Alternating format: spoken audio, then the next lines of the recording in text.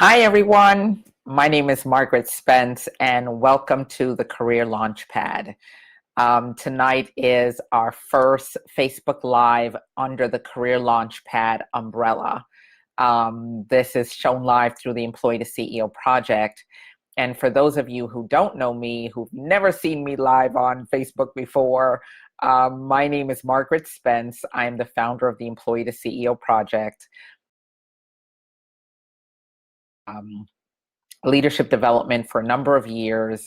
I've run my own consulting practice for 21 years, and I am super excited to be hosting the Career Launchpad every Thursday evening at 7 p.m. Eastern Time. So let me tell you a little bit about the Employee to CEO project, a little bit more about me, and a lot about the Career Launchpad. So I have, as I said at the beginning, I've been in HR, workers' comp, and running my own consulting practice for a number of years. And one of the things that I've seen over the years is women not being able to effectively manage their career. And as I work with corporate organizations, I've seen that women are sort of stuck on the vine. We go into an organization with a lot of great goals, a lot of things that we want to accomplish, a lot of hopes and dreams and aspirations of where we want to go with our career. And then all of a sudden, we hit these roadblocks, we hit these stumbling blocks. Somebody tells us no. We aren't sure where to go from where we are. And unfortunately, unless you're in senior or higher level leadership, you generally don't get career help. You don't get career coaching. You don't get career guidance. You're really dependent upon your manager or your supervisor to help you manage your career effectively. So out of that came the Employee to CEO project. And my goal is to empower women not only to build the career they want, but to really be focused around your future resume. The first job you have should not be the last position you hold in an organization. It's not okay for women to arrive in the workforce, get into their first job, get that first promotion, and never get another one.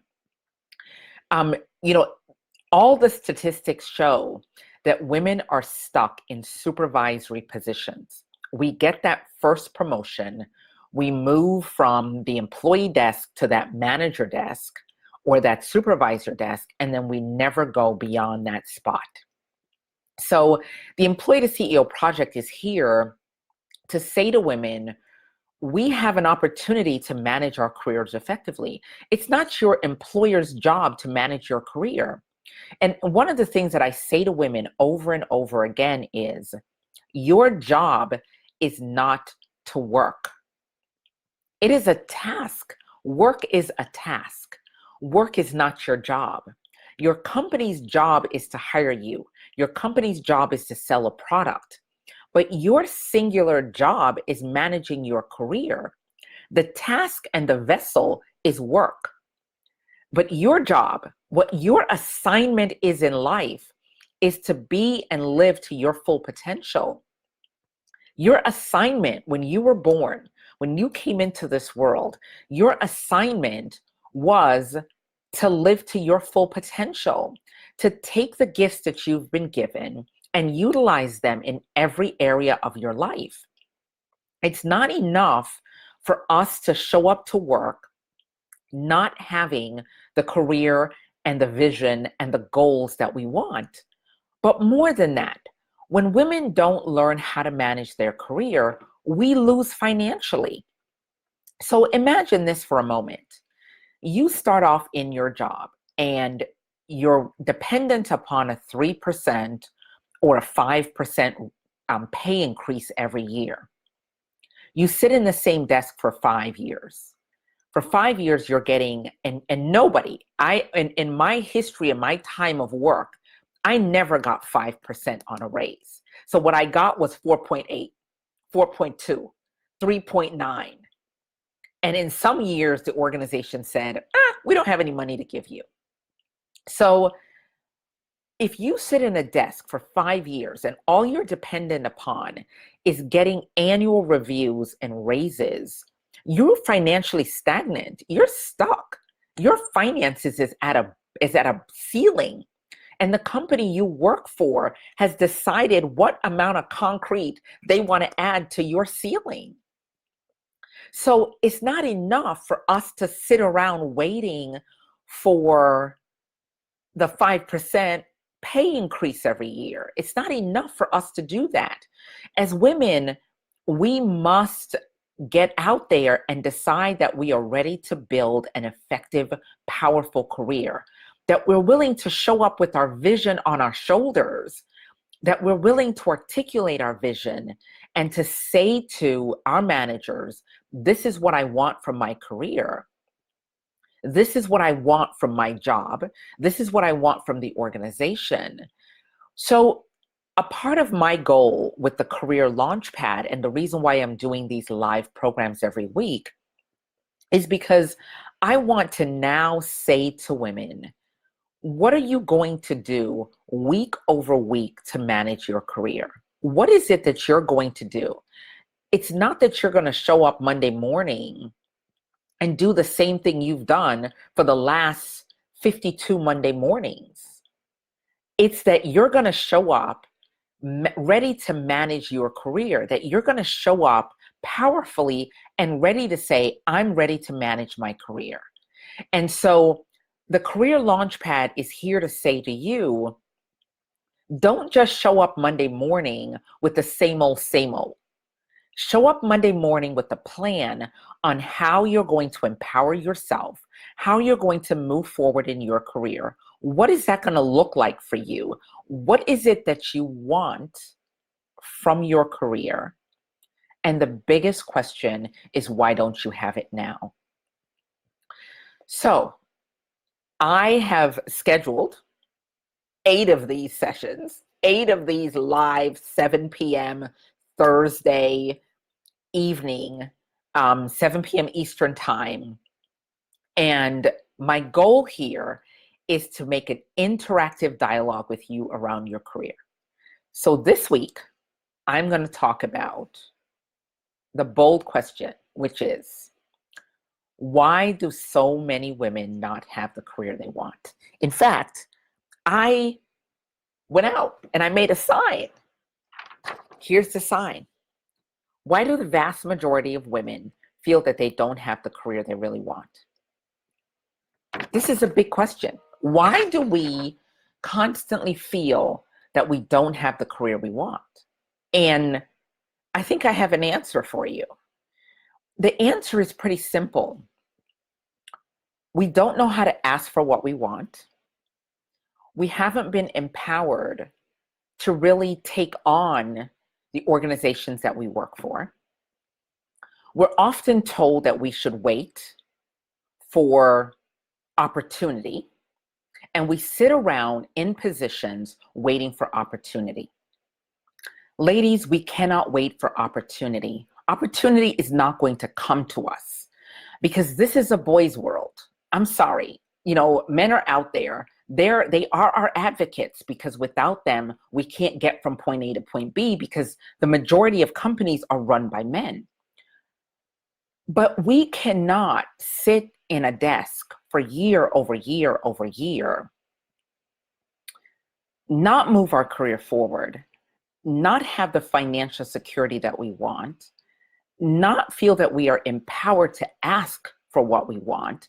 And when we ask for what we want and we don't get it, we have to be bold enough to say, this organization is not serving me. And we have to be willing to say, I'm going to put all my ducks in a row.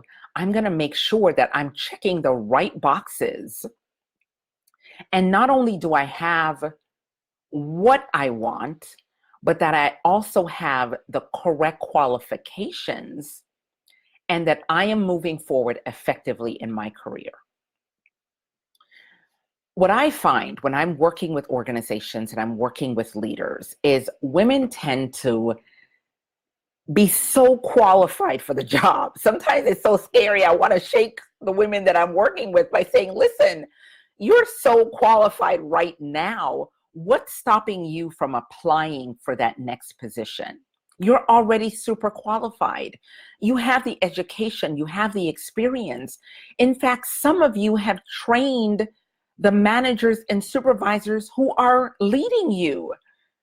And you're still sitting in the desk waiting for somebody to validate your existence, to give you that stamp of approval so that you feel that you are ready to move forward. You don't need a stamp of approval to apply for a next position if you have aligned your qualifications and you've looked at your qualifications deeply enough to know that you are ready for that job.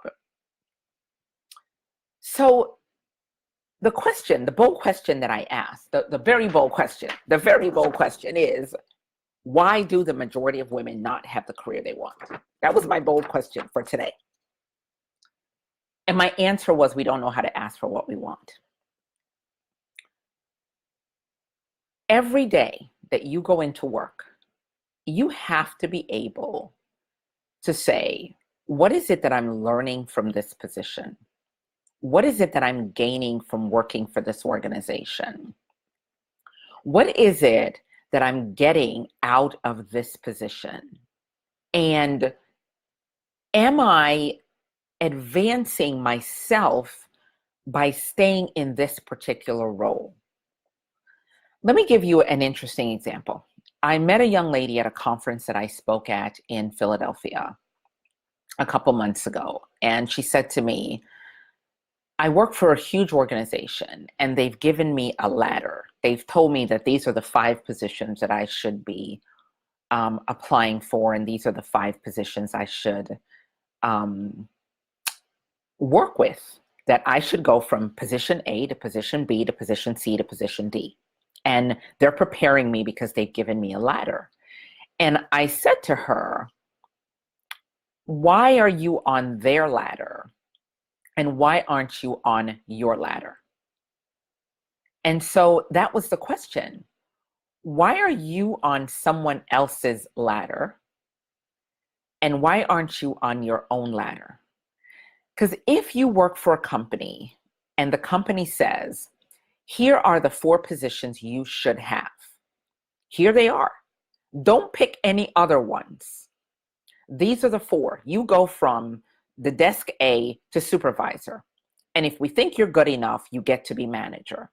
And if we think you're good enough, you get to be a director. But somehow, women don't make it past manager. Is that the right track that we're on? Did the company give us the right track to stay on? Are they empowering us correctly to be on this particular track? Or are they giving us a track that leads to nowhere? Are they aligning us so that we never truly advance into a position of power? Are they aligning us so that we never truly become who we want to become? Are they aligning us so that we never increase our earning capacity beyond a certain point? Those are some of the questions that as women, we don't ask. Instead, we get frustrated, we get upset, and we get angry because we're not having the careers that we want. Let me talk to new women who are joining the ranks of career right now. You're a new graduate. You've just left school. You walked across the stage, and congratulations. I'm so proud of what you've done. But here's the deal. You have to be strategic about how you enter the workforce, how you advance yourself in the workforce, how you stay in the workforce, and what you get from the workforce. It's not showing up. It's not getting opportunity. It's not getting that first job. It's none of that. It's, is this job going to prepare me for where I have a vision of where I want to go? One of the reasons why I love millennials, I absolutely, positively love millennials, is because millennials have taken a different track. Us boomers are comfortable sitting in jobs we hate year after year after year after year because we're expecting something different to happen. When the reality is, if it hasn't occurred by now, it's probably never going to occur. That's the truth. If you've been at your company for 15 years waiting for a promotion and you haven't gotten it, it's never going to happen. Fact. They've aligned you as not promotable. And in the back of everyone's mind, they're saying, yeah, Margaret, come on down and apply for that job. Come on down and apply. Sure. The application process is totally open to you. But the reality is, when you get there and you apply, you're not going to get the job. They're going to pick somebody else over you. And you're going to get this garbage, what I call BS, about you don't have executive presence, you don't have management quality, you need to go out and work on some things before you're ready for the job. That's code for you've been typecasted, you ain't going nowhere, you're going to be in that job till you die or retire or get enough balls to quit. So the bottom line reason why women do not have the career they want is really singular. We haven't figured out what opportunities we want, not what opportunities are being given to us. It's what opportunities we want. What do we want from our career? What do I want from my career? What am I asking for from my company? What am I expecting them to give to me? And it's not just a paycheck. Because again, as I said, if you're sitting in the same desk year 10, then you're missing an opportunity to grow. There's no way else to put it. You're missing an opportunity to grow. So the question, for those of you who are joining a little bit late into the process, I'm going to introduce myself again. My name is Margaret Spence, and I'm the founder of the Employee to CEO Project and the founder of the Career Launchpad for women leaders. What I want to do tonight is take you through a systematic process. I want to take you through a couple things. And for those of you who don't know me, I've written a great book. It's called Leadership Self-Transformation, the 52 career-defining questions every high-achieving woman must answer. And this book has some amazing questions, like this one. What is your winning career strategy? Does your destiny include your why? Who will champion your success? These are bold questions. The book is available on Amazon, and you can purchase it there. Shameless plug. Anyway, tonight I want to walk you through some processes. Just a tiny process of where do you go from here. So the first thing that I want you to do is decide what the vision is that you have for your career. What is the vision that you had for your career? What did you want when you started? What did you say to yourself at the very beginning? And for those of you who are new graduates, what is it that you want to accomplish in your career right now? What do you want besides experience? Do you want to work with people? Do you want to empower people? What do you want to feel inside every day when you show up to work? For those of you who've been in your career for a while, you've 5 years, 10 years, 15 years in, the question that I want to ask you is, what is fulfilling right now about the work that you're doing? What is it fulfilling for you? Is there a gaping hole between the vision you have and the work you're doing? Is there a gap between the vision you have for your career and the work you are doing in your career?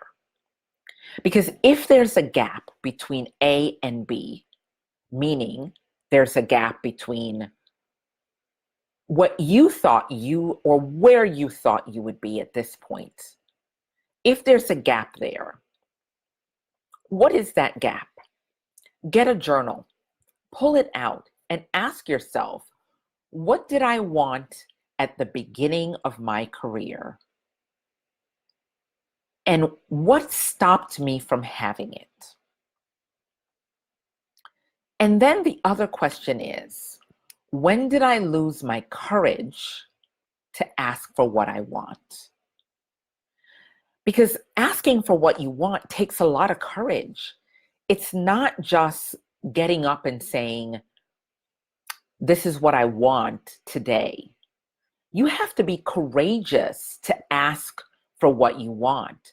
You have to be courageous to feel that you can handle the no. Because oftentimes when we ask for the what, we get the no. And there's all of that interpersonal negativity that comes with the no. When you ask for what you want, sometimes you get that no, and that no goes straight to your core. The no makes you feel inadequate. The no makes you feel that you're not worthy of having what you want. The no makes you feel that you can't create the life you want. The no affects your self-confidence. And so when you go out on that proverbial limb and go into the office and ask your manager for permission to apply for a job that you saw posted, or you go into your boss and you say, this is what I really want, or during your annual review, you say, this is how I want you guys to develop me. I want you to develop me this way. And your boss says, that's not what I think I want to do for you. I don't think you're ready. That no of rejection can set you back another 5 to 10 years, because now you begin to second guess your purpose. You begin to second guess your vision. So for those of you who've had the no, who've been told no by your company, been told no by your managers and supervisors, I want to say to you, how do you go back to the what when you've had the no? Let me say that again. How do you go back to the what when you've had the no? When someone has said no to you, how do you go back to the what that's fueling you? How do you go back to the what that you really want? How do you find the courage now to pick everything back up and go back and say, I know you told me no, but this is what I really want? You know, sometimes I know that having a no is huge. Having someone say no to you can be the difference between you're feeling empowered and you're feeling lost, especially if you think you've done a great job for the organization and they just aren't seeing you. So I want to say to you, even if you don't think that your organization has rejected you by not promoting you, even if you don't think that you've lost out by not getting a promotion,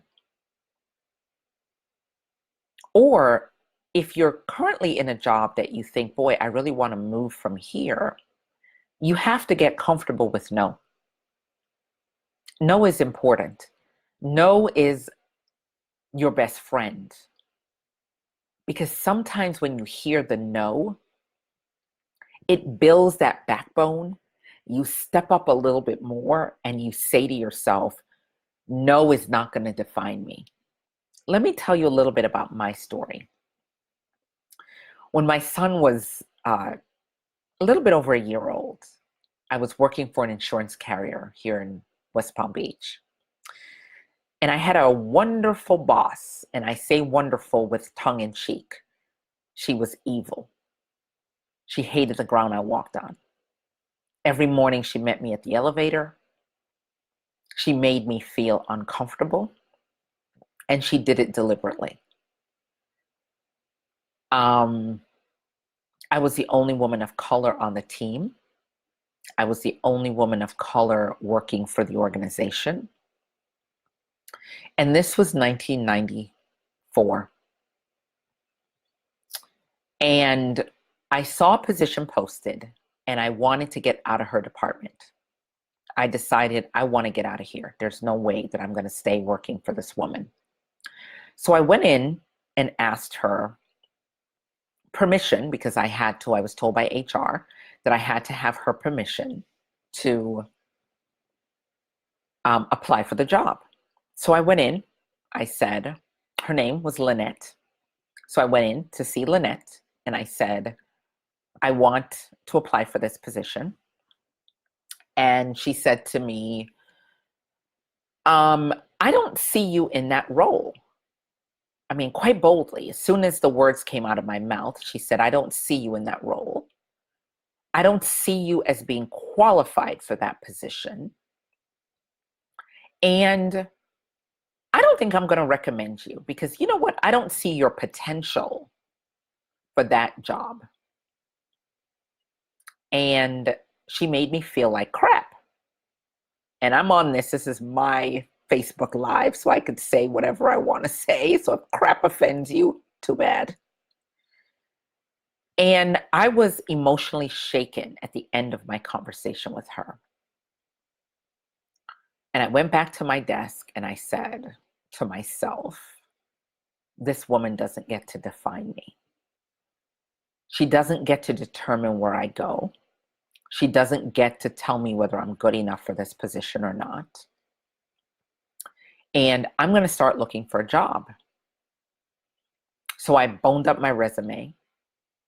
I got it all typed. And in those days, there was no email. There was stamps back then. And there was no Facebook. There was no nothing. There was, you see a job posted in the newspaper or at one of the job boards. There were some job boards back then. And you apply for the job. So I started sending my resumes out to organizations, and I sent my resumes out, and I got an interview, and I went for the interview. And when I got back to the office, I took the morning off, and I did what every other red-blooded human being does. I had a I'm sick and going to the doctor moment. And when I got back to the office, she said to me, I don't think you were sick. And I said, okay, that's your choice to think I'm not sick. I have sick time. I took half a day, and I'm back here within the time that I allocated. And she said, I'm going to write you up. And I said, okay, no problem. Write me up. Because for me, I was already job hunting. I really didn't care. She wasn't going to define me. And I really, looking back, I knew that was harassment.